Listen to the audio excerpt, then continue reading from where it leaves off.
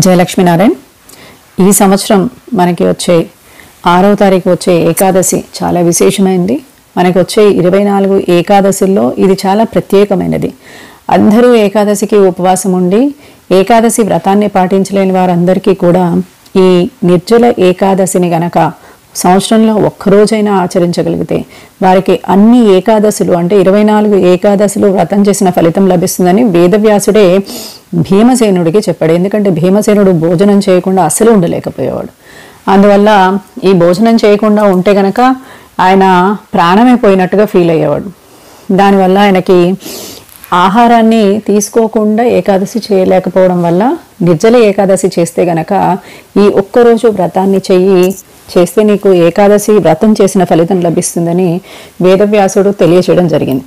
అంటే మనందరిలో ఎవరికైనా కనుక షుగర్ కానీ డయాబెటీస్ కానీ ఇట్లా ఏవైనా రకరకాల వ్యాధుల వల్ల చేయలేని వారు చాలామంది అనేకం. వారందరికీ ఏకాదశి ఫలితం లభించదా అంటే కనుక వారందరికీ కూడా ఏకాదశి ఫలితం లభిస్తుందిట అని మనకి దీని ద్వారా ఈ కథనం ద్వారా తెలియజేస్తున్నారు. అయితే ఈ 6వ తారీఖు వచ్చే ప్రత్యేకమైన రోజుని మనం ఒక 3 విషయాలు ఖచ్చితంగా చేయాలి అని మనం అనుకుంటే మనకి ఈ ఏకాదశి యొక్క ఫలితం అనేకంగా మనకి చేరుతుంది. దేవతలకే సార్వభౌముడైన ఆ శ్రీమన్నారాయణుడికి పరమ ప్రీతిపాత్రమైనది ఏకాదశి. అలాంటి ఏకాదశి వ్రతాన్ని ఆ రోజున ఆచరించేటప్పుడు మనం ఖచ్చితంగా నారాయణ నామస్మరణ చేయాలి. అందుకని వీలైతే హరే రామ హరే కృష్ణ జపం చేయడం కానీ, లేకపోతే శ్రీరామ రామ రామేతి అనే జపం చేయడం కానీ, లేదా విష్ణు సహస్రనామ పారాయణంతో ఆ రోజంతా గడపడం కానీ, అష్టాక్షరి మహామంత్ర ఉపదేశం జరిగిన వారంతా పొద్దు నుంచి సాయంత్రం వరకు వీలైతే అష్టాక్షరి మహామంత్రాన్ని జపం చేయడం కానీ, ఎందుకంటే మనం ఆహారం తీసుకోం కాబట్టి మనసుని ఆహ్లాదంగా ఉంచుకోవడానికి భగవదర్పణం చేస్తున్నాం కాబట్టి ఎప్పుడైతే మనము భగవదర్పణం చేస్తామో అది అమృతతుల్యమైన ఆనందమయ మనసు ఆత్మ అన్నీ నిర్మలంగా అయిపోతాయి. కాబట్టి ఆ భగవత్ సాన్నిధ్యాన్ని పొందడానికి మన శరీరము ఆనుకూల్యత చెందుతుంది. కాబట్టి మీరు చక్కగా నామస్మరణ చేయవచ్చు. తర్వాత విష్ణు సహస్రనామ పారాయణం చేసి వీలైతే ఎవరికైనా ఆహారం లేని వారికి కానీ ఏదైనా అవసరమైన వారికి కానీ ఈ రోజున ఏదైనా దానము ఖచ్చితంగా చేయండి. దానము చేయడము. తర్వాత 3వది తులసీదేవి యొక్క విశేష సంకీర్తన అంటే తులసీదేవి ఆరాధన చేయడం. తులసీదేవికి చక్కటి ధూపదీప నైవేద్యాల్ని సమర్పించి తులసీ దళాన్ని శ్రీమన్నారాయణుడి యొక్క సాన్నిధ్యంలో సమర్పణ చేయండి. అలా చేయడం వల్ల ఈ 3 విషయాలు మీరు ఖచ్చితంగా చేసి పొద్దున్నుంచి సాయంత్రం వరకు నిర్జల అనేసరికి ఏంటి, నీటిని కూడా తీసుకోకుండా చేసే ఏకాదశి అని అర్థం.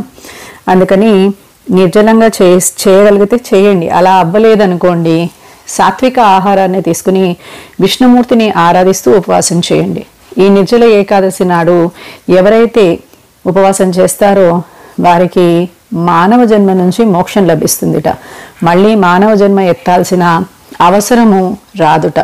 అందుకని చక్కగా విష్ణు సహస్రనామము, అష్టోత్తర శతనామావళి, దాన ధర్మాలు, తులసి ఆరాధన, అలాగే ఇవాల్టి రోజున ఉపవాసాన్ని అంటే ఈ నిర్జల ఏకాదశికి సంబంధించిన వ్రతకథని చదువుకుని భక్తి విశ్వాసాలతోటి ఆ భీమసేనుణ్ణి వ్యాస మహర్షిని తలుచుకోవడం. అంటే మనం ఎప్పుడూ కూడా దీంట్లో ఏం చెప్తారనంటే మనకి దారి చూపిన గురువులని ఆచార్యులని భగవంతుడితో పాటు స్మరించుకోమంటారు.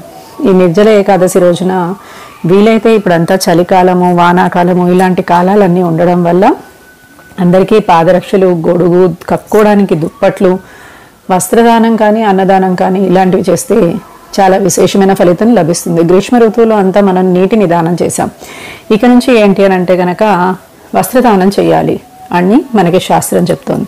అందుకని ఈ వస్త్రదానానికి దుప్పట్లు ఇవ్వచ్చు, కప్పుకోవడానికి బట్టలు ఇవ్వచ్చు, లేదంటే పాదరక్షలు, గొడుగు లాంటివి కూడా దానం చేయొచ్చు.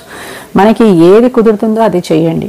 ఏది ఎంతవరకు మనం చేయగలమో అది చేయడం వల్ల మీ అనేక గ్రహాల పరిస్థితులు ఎలా ఉన్నా సరే భగవంతుడి కృప దొరికితే ఆ కృప వల్ల మీరు భగవత్ సాన్నిధ్యాన్ని పొందడం ఖచ్చితంగా జరుగుతుంది.